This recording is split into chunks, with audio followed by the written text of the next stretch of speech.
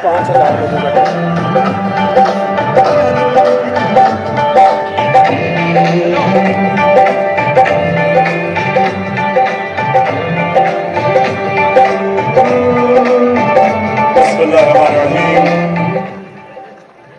बिस्मिल्लाहिर्रहमानिर्रहीम। इय्याका नअबुदु व इय्याका नस्तईन।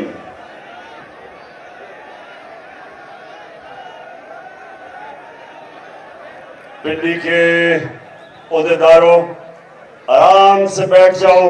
बड़ी जरूरी बात करनी है मैंने आपसे। आराम से बैठ जाओ।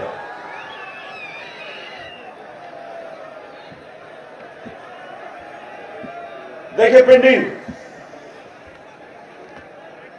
जो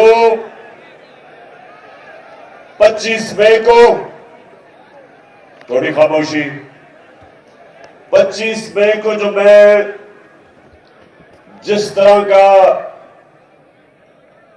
अवाम का समुंदर पिंडी से आना था वो नहीं आया। जो मैं अपने पिंडी के टाइगरों से उम्मीद लगा के बैठा था, मुझे अफसोस से कहना पड़ता है कि उस तरह मेरी पिंडी की टीम नहीं निकली। और मैं आप उसको वजह बताता हूं,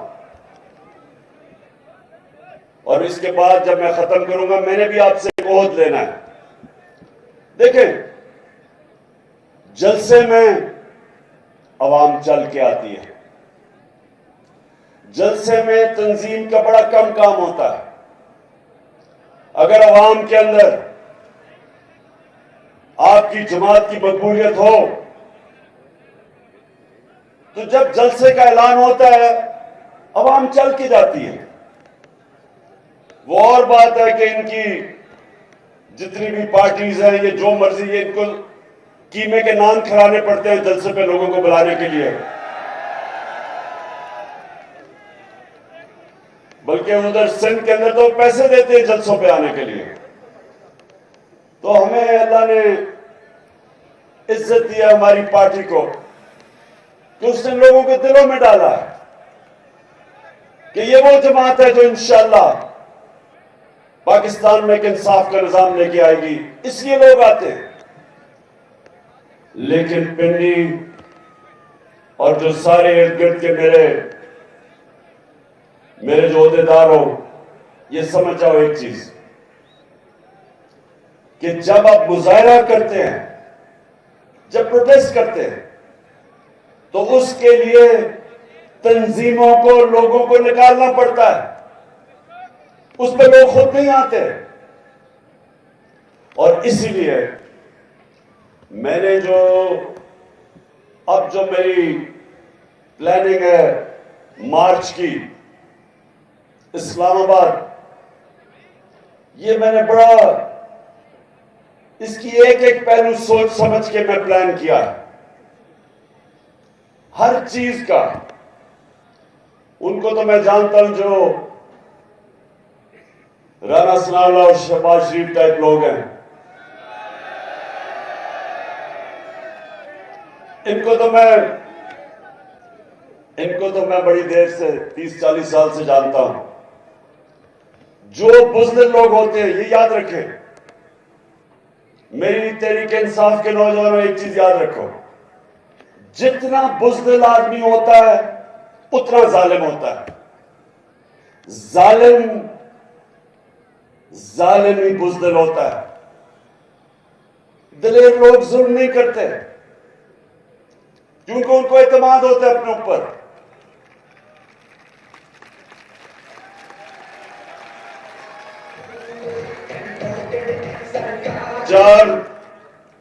चार दफा इन्होंने मेरे खिलाफ लॉन्ग मार्चेस की।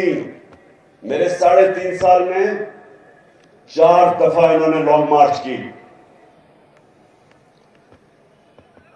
एक दफा मरियम बीबी ने कोशिश की, वो रास्ते में ही खत्म हो गई जीटी रोड पे, क्योंकि वो इसलिए खत्म होगी क्योंकि कीमे के नान ही खत्म हो गए। दूसरी मार्च काम पे डालने वाली बिलावल ने की, और वो डी चौक में भी पहुंच गया। कोई कंटेनर नहीं रखा उसको रोकने के लिए, किसी के ऊपर एफआईआर नहीं की, और 2 दफा मार्च की डीजल साहब ने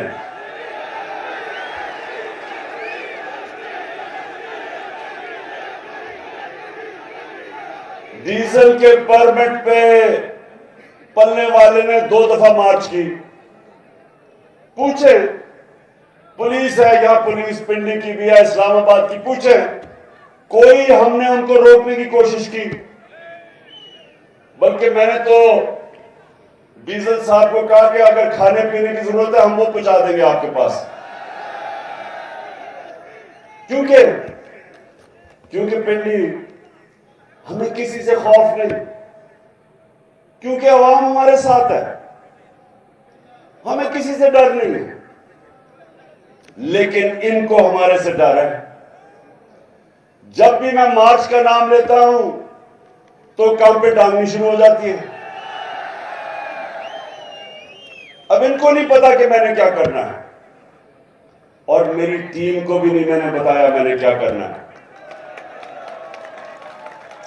क्योंकि मुझे मसला यह है कि हमारी हर जगह फोन टैप, टेलीफोन टैप, घर टैप, नौकरों को भी इन्होंने खरीदने की कोशिश की। अभी तो वो ऑडियो टेप निकल रही है कि प्राइम मिनिस्टर के ऑफिस में वो भी टैप हो रहा था।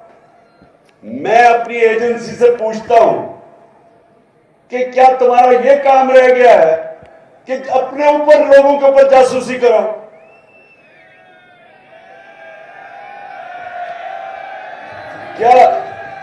क्या आपका यह काम रह गया है कि जोड़ तोड़ करो कि किसको अब लेके आना और किसको गिराना है?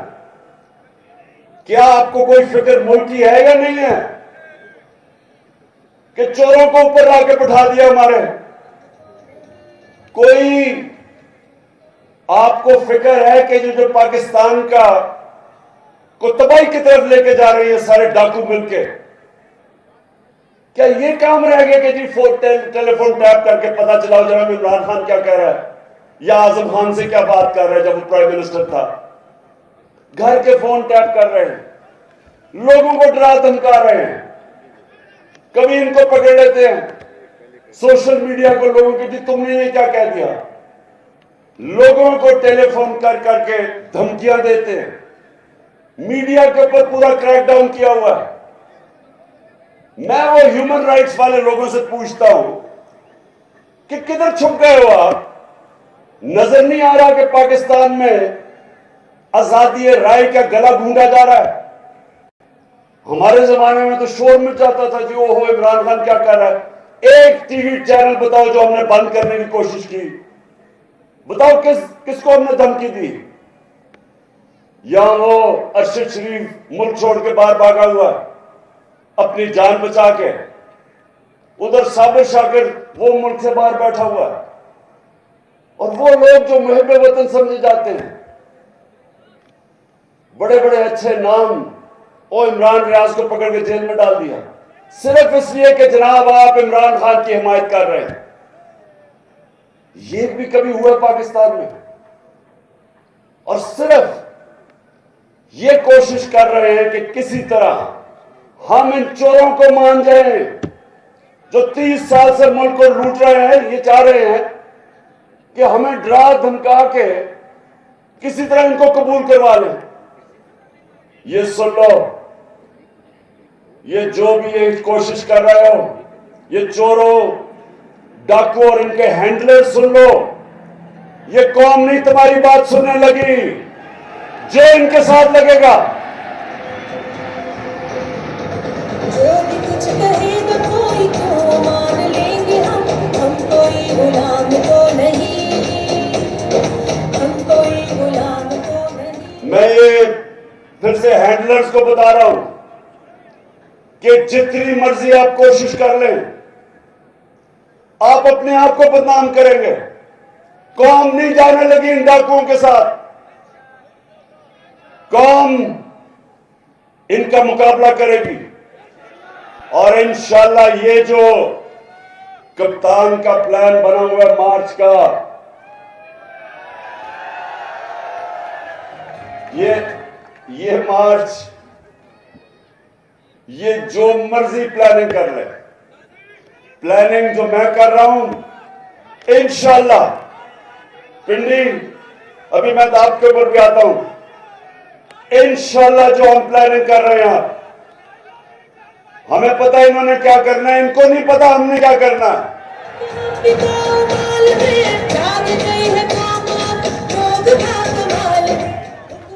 अब अच्छा पिंडी में भी तो आपको जो आज मैंने आप सबको अहदेदारों को इकट्ठा किया है, मैंने भी आपकी ड्यूटीज लगानी है। उससे पहले आपने देखा होगा कि पहले जो इस मुल्क का बड़ा फ्रॉड, जब नैब ने उसको बुला के पूछा, मुल्क का फाइनेंस मिनिस्टर था, कि जनाब आपकी 2012 में 80 लाख आपके असासे थे और 4 साल के बाद वो 80 करोड़ पे पहुंच गए, तो आपके पास पैसा आया किधर से? जब ये सवाल पूछा, उसने प्राइम मिनिस्टर के जहाज में बैठ के तो मुल्क से बाहर भाग गया। अच्छा, ये कमाल चीज ये है पिंडी, जरा ये सुने में, कमाल चीज ये है कि दार यहां से भागता है तो वो लंदन, उसके बेटे वो लंदन, नवाज शरीफ भागता है वो लंदन, उसके बेटे वो लंदन, शहबाज शरीफ उसके दोनों बेटे लंदन, और अब मरियम ने बड़ी दुख भरी कहानी सुना के तो वो भी लंदन। मुझे जरा ये बताएं पिंडी में, शायद मुझे इस चीज की समझ नहीं आ रही, क्या इनकी कोई बरतानिया की मलिका से कोई रिश्तेदारी तो नहीं? मैं तो समझा था ये ग्वाल मंडी में पैदा हुए हैं, लगता है कि ये लंदन में सारी फैमिली पैदा हुई है।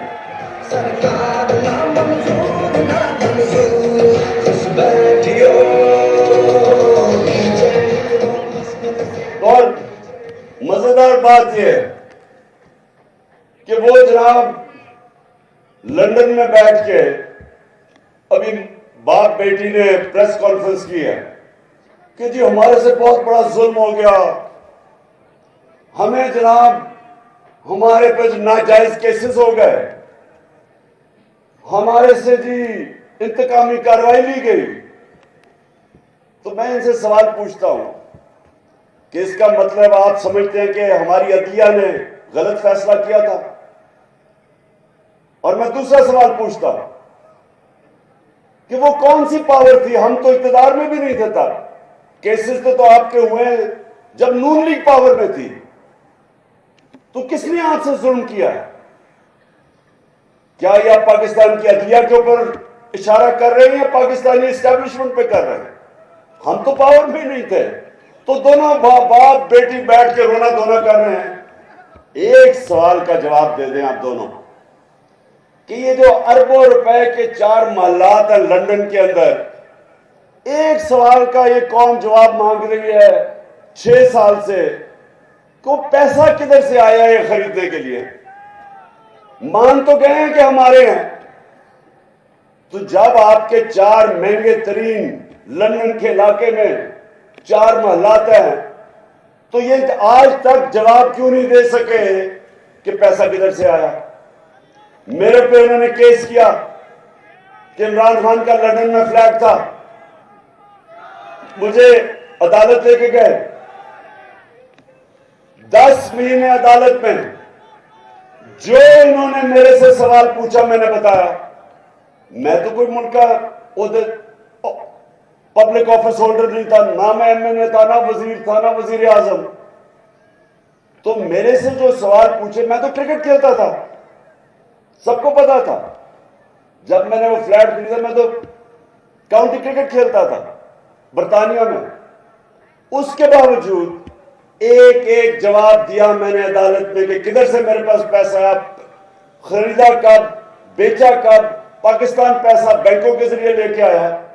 अगर क्रिकेटर जवाब दे सकता था तो नवाज शरीफ तो मुल्क का 3 दफा प्राइम मिनिस्टर था, ये क्यों नहीं जवाब दे सकता?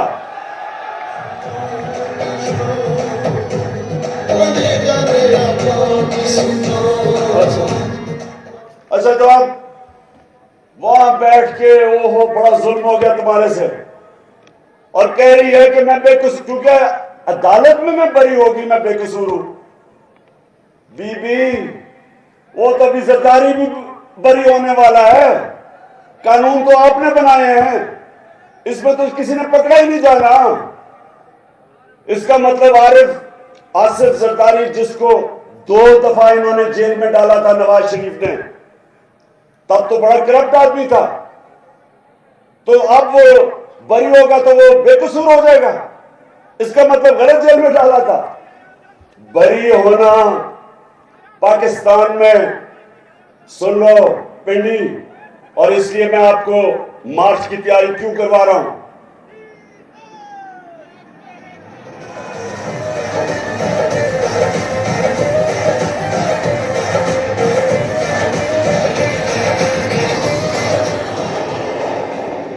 बेटी, इस वक्त जो इन्होंने कानून बना दिया, जो पाकिस्तान का ताकतवर डाकू होगा वो बरी हो जाएगा, वो पाकिस्तान के इंसाफ का निजाम में पकड़ा ही नहीं जा सकता, जिसको व्हाइट कॉलर क्राइम कहते हैं।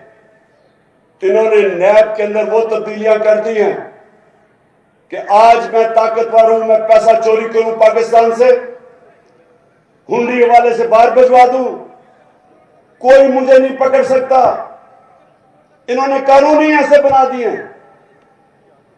और कभी किसी मुल्क में नहीं हुआ कि असेंबली में बैठ के कानून बनाए जो उनको ही बचा रहे हैं। हर कानून बचाया कि इसके जो अमेंडमेंट किया नैब में, उसमें किसी में जरदारी बच रहा है, किसी में नवाज शरीफ, किसी में शायद खाकान अब्बासी, किसी में जो बाकी इनके सारे हैं। और कौन फंसेगा?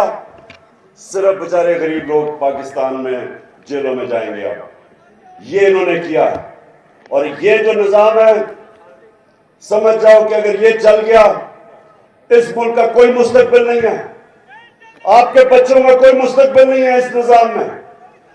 क्योंकि मेरे नबी सल्लल्लाहु अलैहि वसल्लम ने बहुत पहले, 1500 साल पहले कह दिया था कि जो कौमें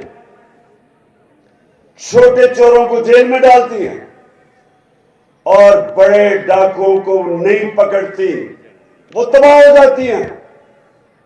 ये मेरे नबी ने 1500 साल पहले कहा था कि जो कौमें कानून नहीं कायम कर सकती, इंसाफ नहीं कर सकती, जेल जिस कौम में सिर्फ गरीब लोगों से भरे हों और ताकतवर डाकू सारे लंदन में बैठ के याशियां करें और मुल्क में वापस आए, हुकूमत करें, लूटे और फिर बार बार जाएं, उस मुल्क का कोई मुस्तकबिल नहीं है।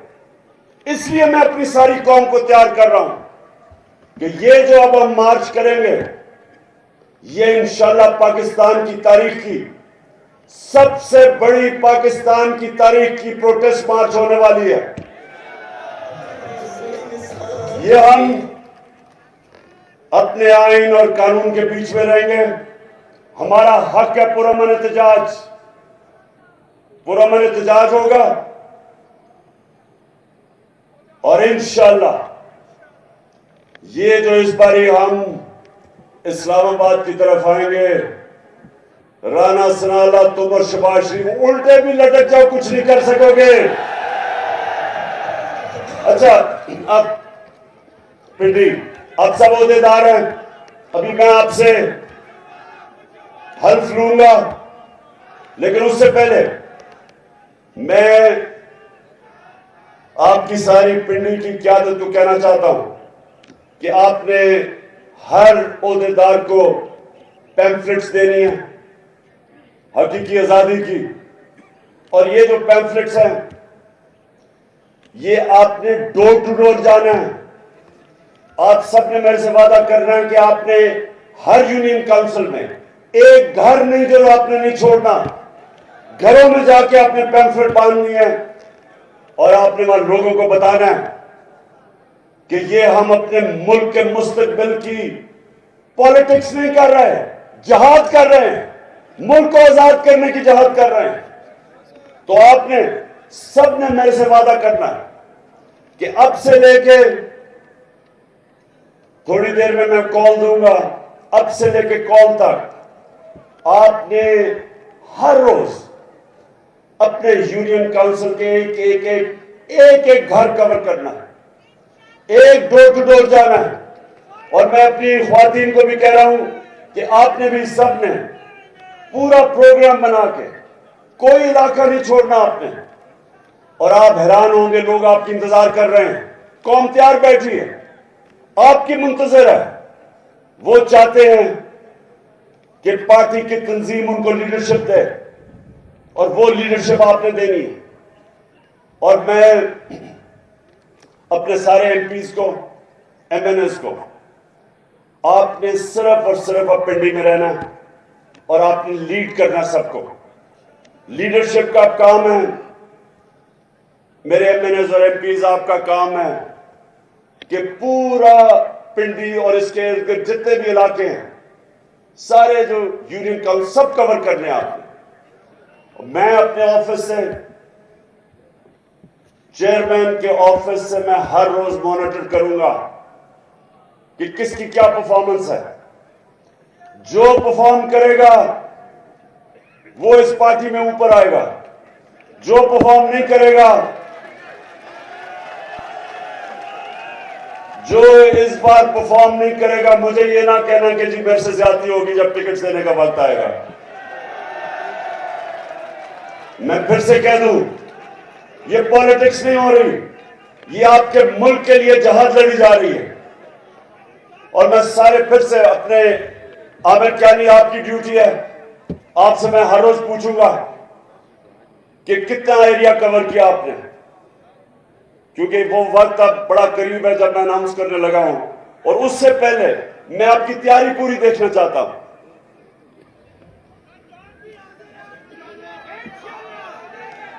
अभी तक मुझे इंशाल्लाह आपकी जानों की जरूरत नहीं पड़ेगी, आपकी मेहनत की जरूरत पड़ेगी, सबने मेहनत करनी है। और सिर्फ अब हम एक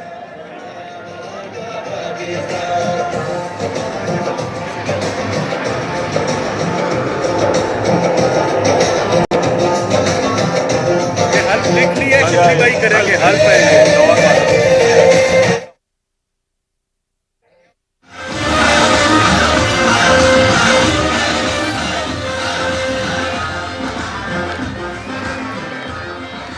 अच्छा जी, आप सारे खड़े हो जाएं, क्योंकि अब एक पहले आपने हल्फ लिया था तंजीम का, अब आप मेरे साथ हल्फ ले रहे हैं, जो हम अब जहाद लड़ने जा रहे हैं। शिबली जी सर, हाथ ऊपर। मैं अल्लाह को हाजिर नाजिर जानकर, अल्लाह को हाजिर नाजिर जान के ये हल्फ उठाता हूँ ये हल्फ उठाता हूँ कि मैं पाकिस्तान के आईन की मैं पाकिस्तान के आईन की हमेशा पासदारी करूँगा, हमेशा पासदारी करूंगा। और ये कि मैं इस हकीकी आज़ादी के लिए, इस हकीकी आजादी के लिए अपने लीडर इमरान खान के साथ इस जहाद में उस वक्त तक खड़ा रहूंगा जब तक हकीकी आज़ादी हासिल नहीं कर लेते। हकीकी आजादी हासिल नहीं कर सकते। अल्लाह हम सबका हामी और नासिर हो। अल्लाह हम सबका हामी और नासिर हो। शुक्रिया। अच्छा पिंडी, अभी आपने हल्फ लिया ऊपर वाले के सामने, आपने मुझे मायूस नहीं करना और मेरी अब आपसे इंशाल्लाह मुलाकात होगी मार्च के ऊपर। पाकिस्तान जिंदाबाद।